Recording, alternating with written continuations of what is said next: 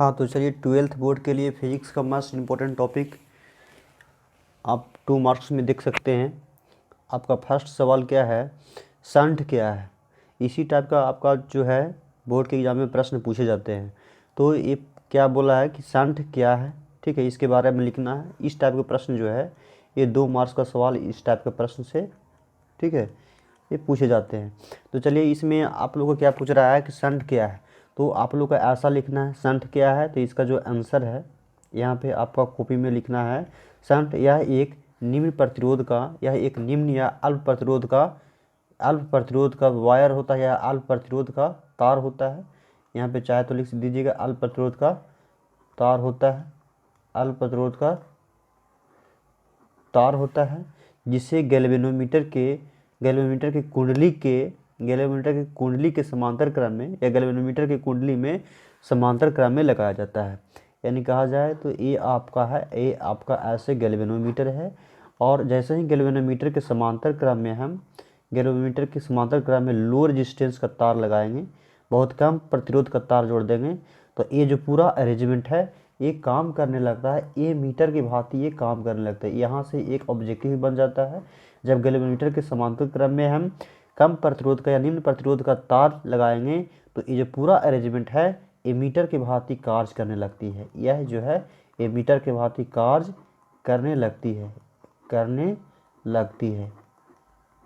ये मीटर की भांति कार्य करने लगती है। तो इस टाइप के प्रश्न भी पूछे जा सकते हैं। ये शंट क्या है, बहुत इंपॉर्टेंट है। अगेन सवाल देख लेते हैं। इसी प्रकार से 5 क्वेश्चन हम करने वाले हैं आज के वीडियो में। तो चलिए अगेन सवाल आपका क्या है, धारा घनत्व से आप क्या समझते हैं। आपका ये भी सवाल जो है इंपॉर्टेंट बन जाता है, जिसको बोलते हैं करेंट डेंसिटी। इसको क्या बोलेंगे, करेंट डेंसिटी, धारा घनत्व क्या है, ठीक है। ये सवाल भी 2 मार्क्स के लिए बहुत ही इम्पोर्टेंट बन जाता है, धारा घनत्व। तो धारा घनत्व क्या है, देखिए मान लिया जाए धारा घनत्व का मतलब है कि मान लिया जाए कि ये कोई चालक है, एक हम चालक बना लेते हैं, ठीक है। मान लिया जाए कि ये कोई आपका जो है एक लाइन बना लेते हैं, यहाँ से एक लाइन और एक लाइन यहाँ से बना लेते हैं, और ये जो है आपका ये चालक है, ठीक है। और यहाँ से चाहे तो इसमें जो है हम सर्किल ड्रॉ कर लेते हैं सॉरी, यहाँ से जो इसका क्रॉस सेक्शनल एरिया है, और इसमें जो है ये आपका क्रॉस सेक्शनल एरिया ये है, ठीक है। ये चालक हो गया। अब इस चालक के अंदर, ठीक है, इस चालक के अंदर कितना धारा जो है आई फ्लो हो रहा है, ठीक है। और ये जो है आपका क्रॉस सेक्शनल एरिया है।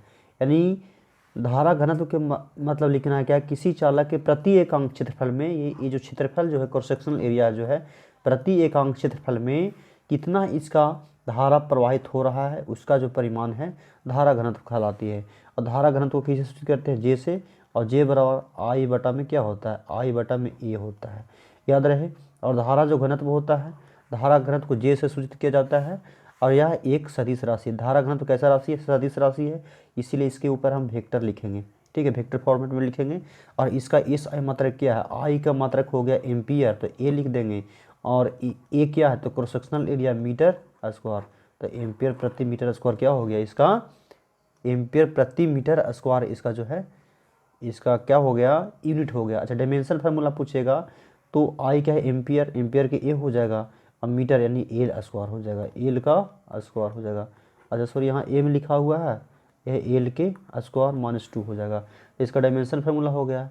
अगेन देखिए, अगेन आपका सवाल ये भी इंपॉर्टेंट सवाल बन जाता है, 2 मार्क्स के लिए जो सवाल है इंपॉर्टेंट बन जाता है। आपका सवाल क्या है, फ्यूज के तार के 2 गुणों को लिखे, यानी अभिलक्षण यानी 2 गुणों को लिखना है।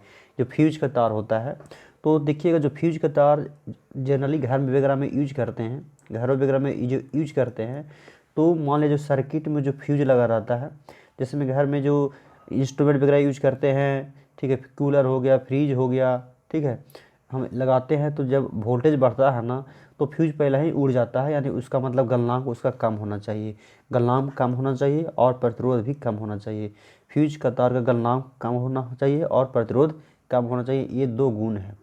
ये फ्यूज के तार के 2 क्या है, ये फ्यूज के तार के 2 गुण है। अगेन देख सकते हैं, अगेन आपका क्या है, अगेन सवाल क्या है, गॉस के परमियों, ठीक है, गॉस के परमियों से आप क्या समझते हैं, ये भी बहुत इंपॉर्टेंट है। ये तो प्रूव करने के लिए 5 नंबर पूछा जाता है, लेकिन लैंग्वेज में भी ऐसे आपसे पूछ सकता है कि गॉस के प्रमेय क्या होता है। तो जनरली गॉस के प्रमेय जो होता है बंद पृष्ठ के लिए लागू होता है, और बंद पृष्ठ में यदि एक या एक से अधिक आवेश है तो इस आवेश के कारण ये फ्लक्स निकलता है। फ्लक्स ऐसे निकलता है, बॉडी के सतह के लंबवत ऐसे निकलता है फ्लक्स, और इसी फ्लक्स के अमाउंट को मेजर करने के लिए गॉस का प्रमेय के यूज करते हैं। फाई ई बराबर टोटल फ्लक्स कितना चार्ज है, तो क्यू सिग्मा क्यू बटा में एप्सिलॉन नॉट का अनुपात होता है गॉस का प्रमेय। तो आप इसे लैंग्वेज के रूप में चाहे तो देख सकते हैं, आपका स्क्रीन पर दिख रहा होगा। क्या लिखा, गॉस का प्रमेय बंद पृष्ठ के लिए लागू होता है, सही बात है, चाहे पृष्ठ का आकार कैसा भी क्यों नहीं हो, यह सभी प्रकार के बंद पृष्ठ के लिए लागू होता है। गॉस के प्रमेय के अनुसार मेन आपका लैंग्वेज ये है यहाँ से, गॉस के प्रमेय के अनुसार किसी बंद पृष्ठ से गुजरने वाली कुल वैद्युत फ्लक्स यानी टोटल इलेक्ट्रिक फील्ड लाइन्स नहीं, टोटल हाँ इलेक्ट्रिक फील्ड लाइन्स, हाँ गुड, टोटल फ्लक्स उस पृष्ठ में उपस्थित कुल आवेश तथा यहाँ पर लिख दीजिए वैद्युत तथा वैद्युतशीलता का मतलब एप्सिलॉन नॉट के अनुपात गॉस का प्रमेय कहलाती है। ये आप लिख लीजिएगा, गॉस का प्रमेय गॉस का प्रमेय कहलाते हैं, ये आप लिख लीजिएगा। और इसके नीचे ये लिख दीजिएगा, तो 2 नंबर यहाँ से लिखने के बाद लिख दीजिएगा, तो 2 मार्क्स पक्का आएगा ही आएगा। अगेन देख लीजिए, अगेन क्या है, ट्रांसफार्मर क्या है। ट्रांसफार्मर जो है ये भी बहुत इंपॉर्टेंट है, ये 2 मार्क्स में ये पूछा जाता है। ट्रांसफार्मर क्या है, तो ट्रांसफार्मर एक ऐसी युक्ति है, यही लिखिएगा, यहाँ से आंसर लिख करके आपको लिखना है। ट्रांसफार्मर एक ऐसी युक्ति है जो प्रतिवर्ती विभवांतर को, यानी प्रतिवर्ती विभवांतर धारा को कंट्रोल नहीं करता है, ये वोल्टेज को नियंत्रित करता है, विभवांतर इन वोल्टेज को नियंत्रित करता है। यह अननोन प्रेरण के सिद्धांत पर कार्य करता है, यानी म्यूचुअल इंडक्शन जो है, ट्रांसफार्मर जो है म्यूचुअल इंडक्शन के सिद्धांत पे कार्य करता है। यह 2 प्रकार के होते हैं। यह कितने प्रकार के होते हैं, ये 2 प्रकार के, ऊंचाई ट्रांसफार्मर जिसको स्टेप अप ट्रांसफार्मर बोलते हैं, और अपचाई ट्रांसफार्मर इसको स्टेप डाउन। ऊंचाई का क्या काम है, ऊंचाई ट्रांसफार्मर का क्या काम है कि इसका जो है वोल्टेज जो है स्टेप अप है, यानी कम से, यानी लो वोल्टेज से, ये लो वोल्टेज से क्या करता है, ये हाई में कन्वर्ट करता है। और स्टेप डाउन का मतलब हाई रहेगा वोल्टेज हाई रहेगा तो उसको कर देगा लो, इसका एक काम है। तो यहाँ से 2 नंबर का यदि पूछेगा कि ट्रांसफार्मर क्या है, तो इतना लैंग्वेज लिख देना है। ट्रांसफार्मर एक ऐसी युक्ति है जो प्रतिवर्ती विभवांतर को नियंत्रित करती है या अननोन प्रेरण के सिद्धांत पे कार्य करती है, या 2 प्रकार के होते हैं, ऊंचाई ट्रांसफार्मर और अपचाई ट्रांसफार्मर। यदि एक और क्वेश्चन देखें, विद्युत क्षेत्र रेखा एक दूसरे को आपस में क्यों नहीं काटती, ये बहुत फेमस सवाल है, ठीक है। इसी टाइप के हम प्रश्न, ठीक है, लाते रहेंगे वीडियो में। तो यदि इस वीडियो के माध्यम से लगा होगा कुछ आप लोगों को सीखने को मिला, तो प्लीज़ वीडियो को शेयर भी कीजिएगा, लाइक शेयर एंड सब्सक्राइब भी कर दीजिएगा।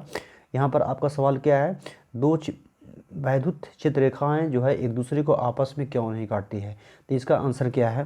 देखिए, मान लीजिए कि एक वैद्युत क्षेत्र रेखा आपका ऐसे है और दूसरा वैद्युत क्षेत्र रेखा आपका ऐसे है, और किसी भी वैद्युत क्षेत्र रेखा मान लीजिए कि ऐसे जा रहा है और दूसरा इधर ऐसे जा रहा है, चाहे देखिए पहला एक ऐसे जा रहा है और दूसरा ऐसे जा रहा है, ठीक है।